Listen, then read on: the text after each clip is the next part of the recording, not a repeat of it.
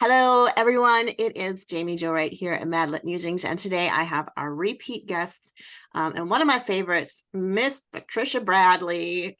How are you today? I'm good. This is one of my favorite places to visit. Oh, we always have so much fun talking, and the conversations go all over the place. So Yeah. that's usually the best when they can do that. So, but today I'm what was ADHD. that?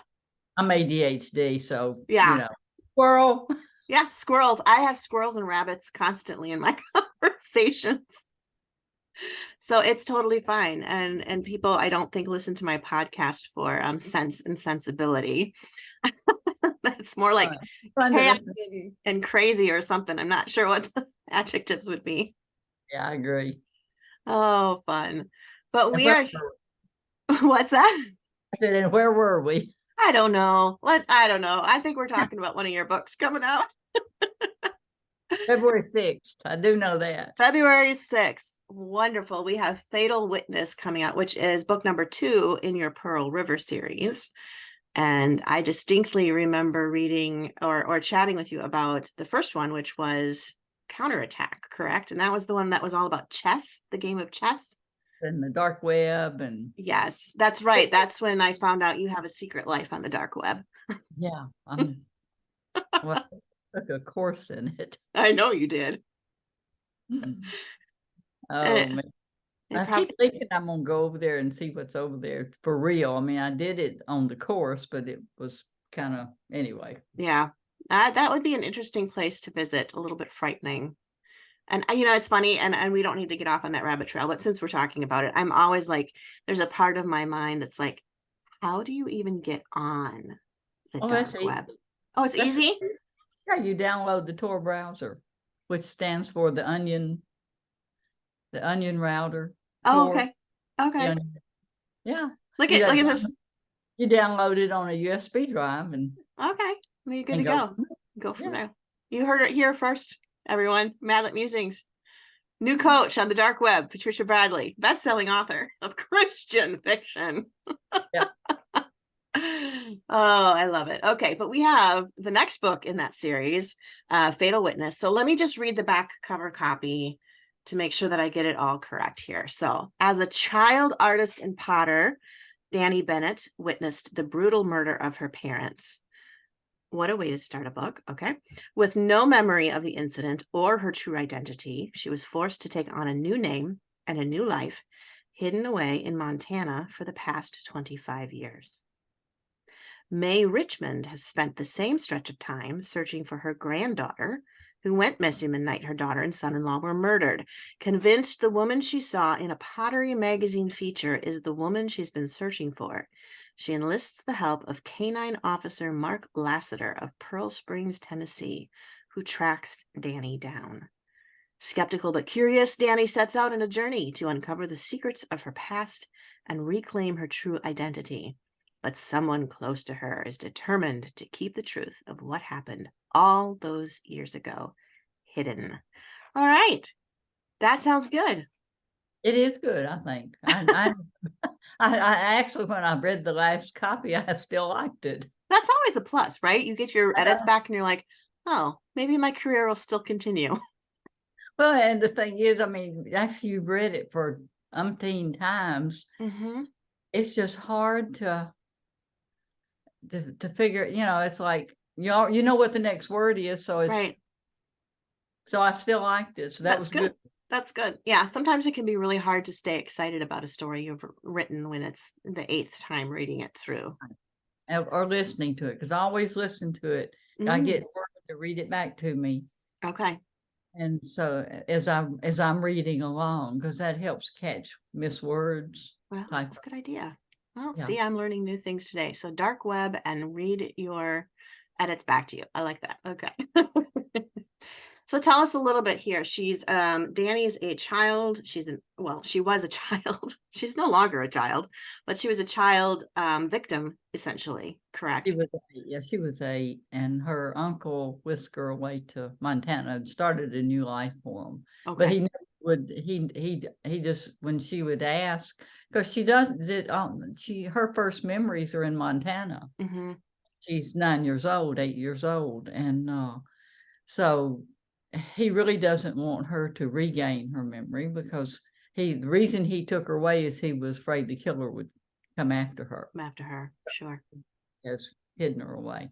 All right. But then she is a potter and an Okay. artist, and Pottery Illustrated did a feature on her, and her grandmother May, who is also a potter, Wow. got the magazine, and she thought she looked like her daughter who was murdered. Okay.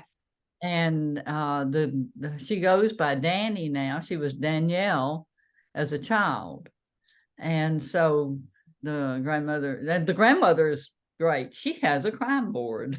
I that like that.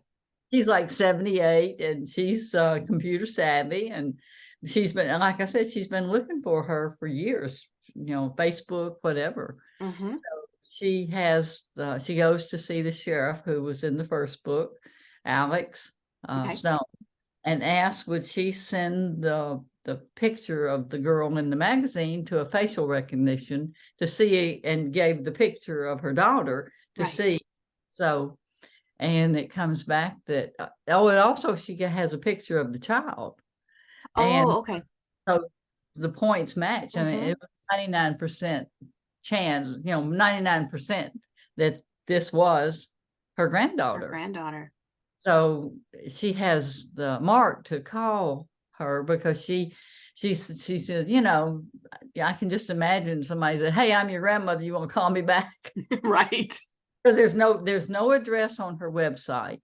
There's Okay. only a business phone because she's been very, her uncle just cautioned her, Sure. and he did not know about her doing the when they did the article, they weren't supposed to take a picture of her. There are no pictures Oh, anywhere on the web. okay. And so, but he did. He got Yeah. one picture, and that's what he made the feature. The feature out of, and so now she's been exposed He to has more been. than just her grandmother, I'm assuming. Right. Yes. So let's go back. Yes. And he has a poolie. I don't know Okay. if you watched the American Kennel Dog Show, but there was a poolie on there, and they look like a mop. They Oh, I have love the that. short, curly hair. Mm-hmm. And so, of course, Mark is a canine officer. He got a working dog. He's got And good dog. he makes fun of the poolie because, he said, "What is that, a mop?" So, but the mop saves his life. So, Oh, well, see, there is redemption there. I like that. Yes. yeah. So, yeah. That's good. It's really, it's a complicated story, but most of my stories are. I sometimes wish I could not write a complicated story. Just It a would be simple, easier. yeah, but it doesn't work out that way. No, no. But yeah, I think complicated stories are, frankly, I don't know, for me, they're more fun to read Yeah, because they're way less easier to predict what's going to right. happen. And I don't necessarily, I'm okay if I have an idea, but I don't want to be like chapter 6 and going, oh, I know who did it. this happened, and this Yeah. happened. Right. Well, and I try to leave enough clues in Mm-hmm. my stories that if you're really paying attention, you can guess who the villain is. Because Mm-hmm. mine are never named. Right. I always have a not unnamed villain. Mm-hmm. Yeah. And your books don't have the villain's perspective either, correct?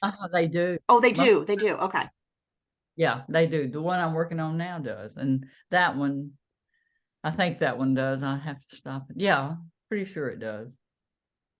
So you allow I the don't know readers who to it get is, into though. the mind of the Yeah. villain Oh, as well. yeah, that's hard. It That's one is. of the hardest things is to get into the mind, of the villain, and I really have to.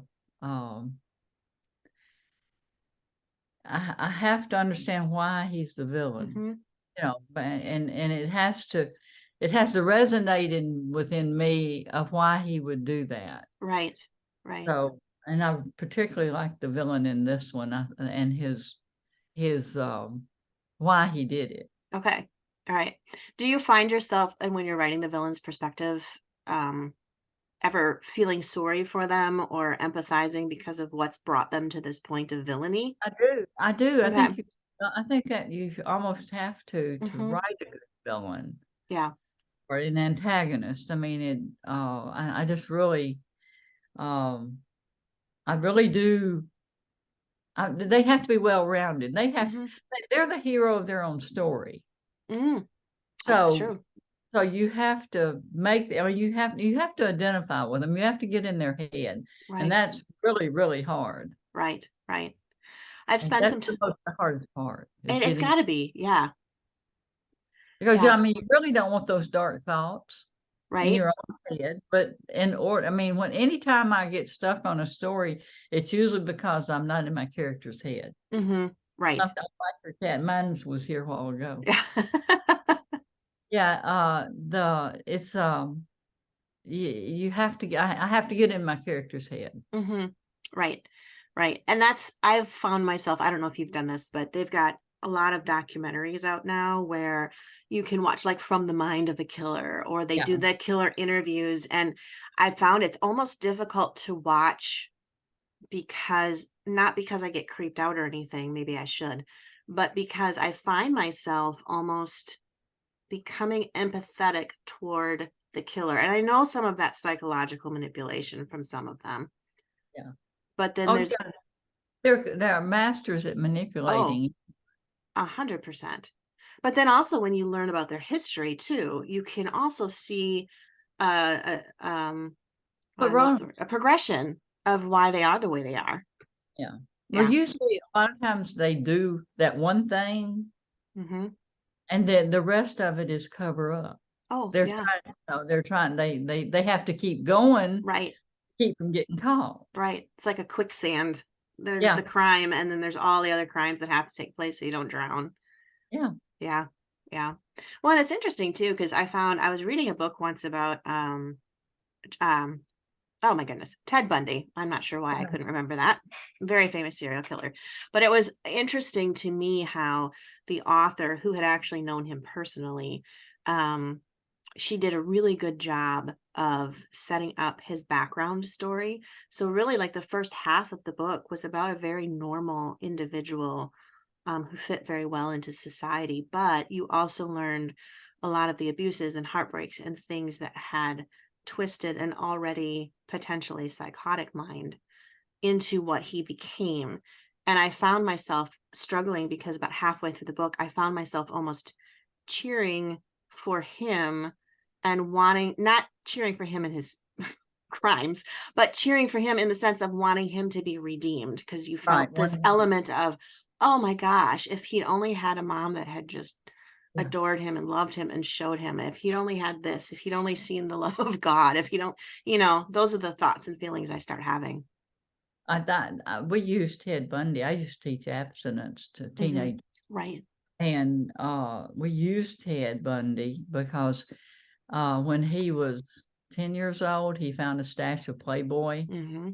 that and that Hmm. got him hooked on pornography. Of course, back then you see more on commercials than you did in the Playboy. Oh, right. Than he did.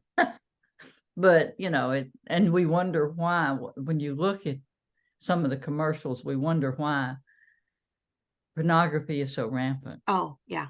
Yeah. I mean, And it's a digression too. You start at level A or whatever, and you just keep going further and further in because it eventually desensitizes you at that level. right, and then you want more. Right. Exactly. Exactly. Sad. Yeah. So when you're writing, I'm really curious about this whole concept of writing villains. What other things do you do to get in that frame of mind to accurately represent somebody who's potentially mentally ill, but not always? Sometimes they're just making really bad choices. So how do you get yourself into that frame of mind to write a villain's A lot of perspective? times I'll stream conversations with them. Okay. The one I'm working, this one in particular, I did, and I streamed uh, I can't tell too much because it will give away who Right. it is. Right. But if he was expected, if so much was expected of him Okay. that he didn't want to do. Mm. It's like he couldn't do that Hmm. unless and so uh oh, it's hard to do it without, but it was I know fun. you don't want to do spoilers. It was fun doing that because Yeah. Yeah, and I have a partner, a friend who Mhm. helps me. That in fact, if it had not been for her with this book, because I totally rewrote it in 6 weeks. Again, I did that with Oh, Counterattack, but this one right here that I'm on Counterattack, I totally rewrote it because I needed. I didn't like it. The villain just didn't work, yeah. and I had to go back and do another villain. Oh, that's rough. Yeah, I That's get rough. to the end and this is not working. It's the wrong Mm, person. mm-hmm. So, and I got with her and we brainstormed and she was the villain. Okay. And she would say things, Yeah. like of what he might say. Mm-hmm. Mm-hmm. And I would shoot a question and she would come back. And so that helped me get into his character better. Mm-hmm. I've always had trouble brainstorming with other person, but this one person I can. She is one Okay. of the few people I can brainstorm with because she quickly grasps your story. That's So valuable. Mm-hmm. it is, and so in fact, I'm starting a new series, and I'm going to brainstorm with her this time. And I'm also reading Dwight Swain's book, The Hero's Journey. Oh, yes. I mean, this is Dwight Swain's take on the heroes. That Right. and there's Vic Brickman. Okay. I think he's very good. I'm reading that because I've been a pantser, Mm-hmm. and that's not working for me anymore. So I have to. I'm learning how to be a plotter. Yeah, you have to get a little bit more structure. I used to do the pantser thing a lot too, and I think when you're on tighter deadlines or life just gets super Yeah. busy, you have to have a little bit more structure. So I kind of call it like we're more skeletors, I think is what we are, where we kind of like create the skeleton, but all the little stuff that goes in between the bones, I usually don't really know. No, I don't. I'm probably I like is the plot points and pinch points. Yes. If Yes. I can get those, then I have something to write to. Right, right. A little bit of a direction.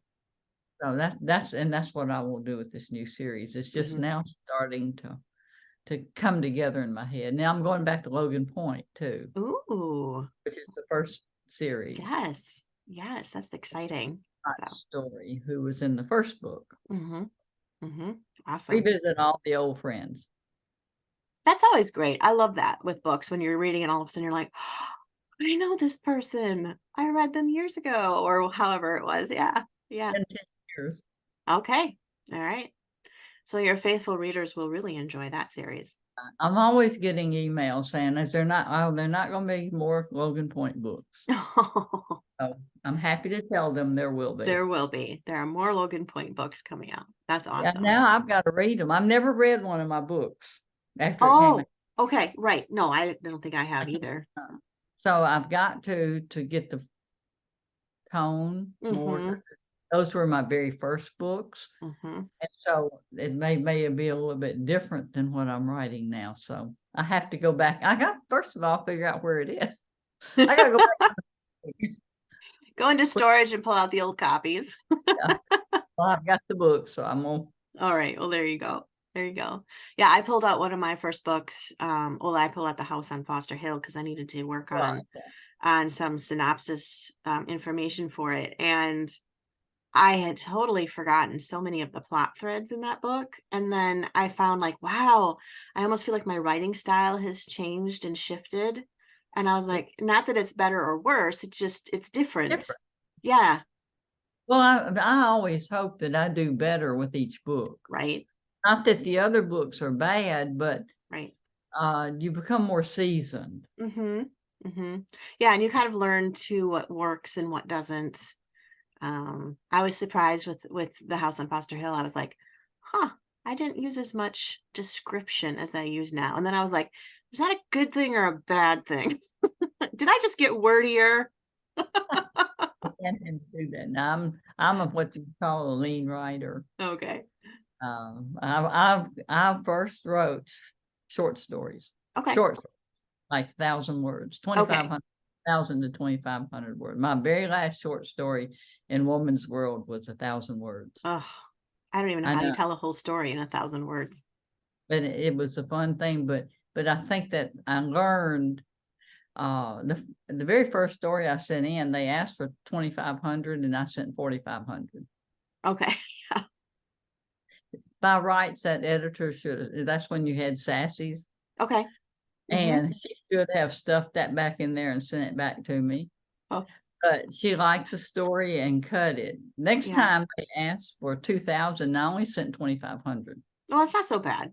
Yeah. So, but that editor made me cut the 500, and I learned more cutting those 500 words. I suppose. Yeah. That really, so, and that's probably why I am a very lean, what you call, I have to go back and add more description. Okay.